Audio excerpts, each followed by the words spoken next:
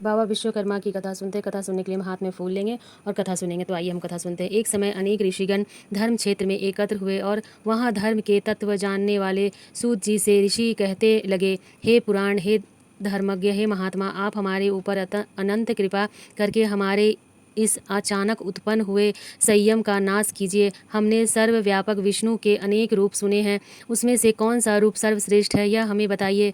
हे महात्मा मुनियों, तुमने संसार के कल्याण के लिए यह सर्व सुख काम करने वाला बड़ा प्रश्न किया है, जो तुमने इस संसार के हित के लिए प्रश्न किया है। अतएव मैं तुम्हारे लिए सब जगत पालक परम पूज्य भगवान विष्णु के महा अद्भुत रूप का वर्णन करूंगा। हे तपस्वियों, उस परमात्मा के अनंत रूप हैं, उनमें जो अनंत श्रेष्ठ है, उस रूप को अंदर से सुनो। तुम दिव्य रूप के स्मरण मात्र से महाप्रतापी मनुष्य भी पाप से छूट जाता है।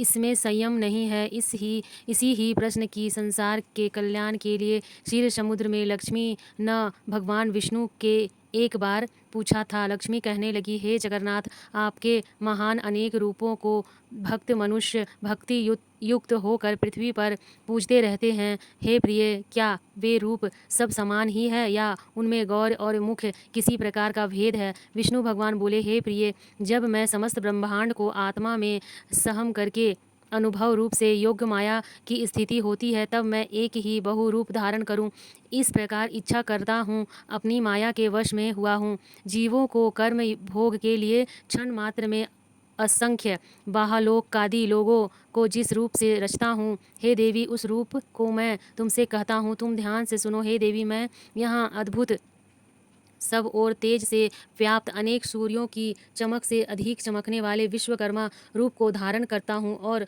उनके अनंत मनुष्य सृष्टि करके ही कामना करता हुआ सर्वप्रथम पुण्य आत्मा तपस्वी ब्रह्मा को रचता हूँ। उस ब्रह्मा की स्तुति यज्ञ और गान के प्रतिपादन करने वाले ऋषि यजु और शम की अच्छी प्रकार उपदेश देता हूँ। इसी प्रकार शिल्प विद्या प्रतिपादक अर्थवेद भी ब्रह्मा को प्रदान करता हूँ। यही वही वेद है जिससे लोगों ने शिल्प निकाल कर अनेक वस्तुओं की रचना की है। हे देवी, मेरे अनेक रूपों में यह विश्वकर्मा रूप मुख्य है। यह रूप है जिससे सारी सृष्टि क्षण मात्र में उत्पन्न होती है। इस विश्वकर्मा रूप परमात्मा के अद्भुत रूपों का जो क्षण मात्र भी ध्यान करता है, उसके समस्त विघ्न नष्ट हो जाते हैं। जो शिल्प श्री विश्वकर्मा के प्रज्वलित दिव्य रूप का धारण और ध्यान से चिंतित करता है, उसके समस्त दुख विहीन हो जाता है। श्री विश्वकर्मा संहित कार्य सृष्टि खंड विश्वकर्मा महात्मा का पहला अध्याय समाप्त होता है। सूत जी कहने लगे कि हे ऋषियों, इस प्रकार लक्ष्मी जी को अपने दिव्य रूप का वर्णन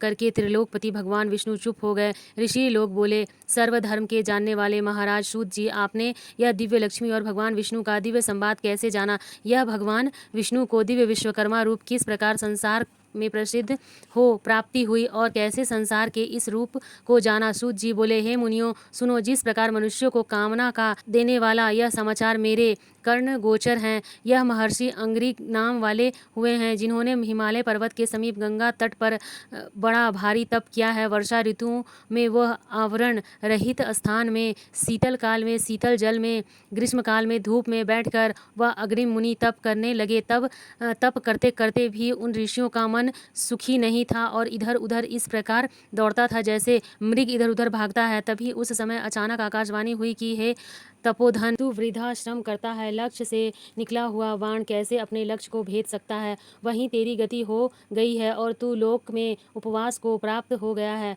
उत्पत्ति स्थिति सहंसा का करने वाला, सबको अभीष्ट का सिद्ध करता महातेजस्वी विश्वकर्मा संसार में प्रसिद्ध हैं। उनका पंचम मुख और दशा बाहु वाला महादिव्य रूप सरस्वती और लक्ष्मी से पूजित है। उनका तू दिन रात ध्यान कर। इस रूप का स्वयं हरि ने क्षीर समुद्र में उपदेश दिया है। आज भी उनके ध्यान से मेरे रोमांच खड़े हो उठते हैं। अमावस्या के दिन सब कामों को छोड़कर व्रत का आचरण कर और उसी दिन विधि पूर्वक विश्वकर्मा जी की पूजा कर। इस प्रकार आकाश को गूंजा देने वाली वाणी को सुनकर अग्रिम मुनि बड़े विनम्र और विषम को प्राप्त हुए और भगवान का ध्यान करने लगे। श्री विश्वकर्मा जी का ध्यान करते समय उनके चित्त में शिल्प ज्ञान का धारण हुआ। अर्थ सहित अर्थवेद प्रविष्टि हुई। उस तत्व ज्ञान अंग्रिम मुनि ने विमान रचित आदि की अनेक शिल्प विद्याओं का रस अर्थ वेद के ज्ञाता के अनुभव किया। इस संसार विश्वकर्मा भगवान की कृपा से ही